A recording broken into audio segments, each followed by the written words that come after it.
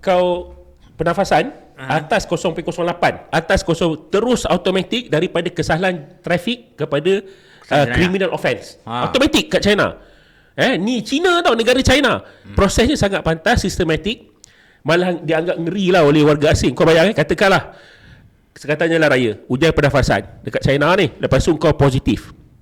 Lepas tu bila kau positif je bunyi tu, kau wajib melalui ujian darah mandatory waktu tu juga. Kemudian penahanan serta-merta. Penahanan 1 hingga 15 hari. Lepas tu kesalahan kau tu bukan kesalahan trafik, criminal offence. Itu kau tak langgar orang tau. Dan jangan ada double standard. Tak kira lah anak VIP ke VVIP ke. Dan polis juga bila buat operasi ni kena tunjuk apa ni yang dia panggil apa, kena ada KPI Olivia. Satu malam kau buat operasi, kau tangkap 2 orang je, maknanya kau makan duit lah. Betul. Lepas tu kau dekat China kau kena tangkap tu je, kau boleh kena penjara 1 hingga 6 bulan. Itu belum langgar orang lagi. Betul. Belum langgar orang lagi. Jadi apa lagi dia punya solusi tu Anas?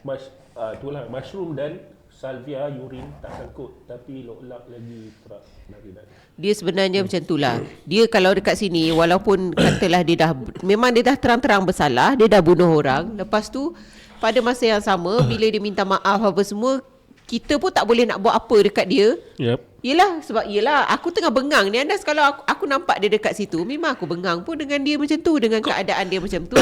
Sampai buat macam ni lah, oh saya minta maaf, saya tak sengaja. Kepala otak kau boleh kau kata tak sengaja macam tu. Saya pun kalau kalau saya pun aku memang nak bedal je dia dekat situ, nak tumbuk, bagi dia rasa sikit lah kan. Baru kau tahu. Kau tahu satu lagi dekat Malaysia, kalau kau kena kantoi memandu dengan mabuk, kau boleh dijamin tau dalam perbicaraan. Dekat China kau tak boleh jamin pun. Tak boleh jamin. Sampai kau hanya dilepaskan setelah kau masuk penjara dan keluar penjara. Itulah dia menghargai nyawa. Kau bayangkan China tau. China tau. Bukan Lebaina. China komunis. Komunis.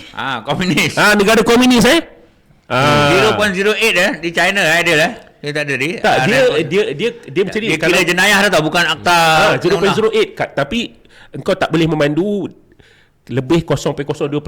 Tapi kalau once 0.08 terus diubah daripada kesalahan trafik ke 0.08 ni dia punya impact pun dah sangat-sangat tu dia. Tak tahu lah.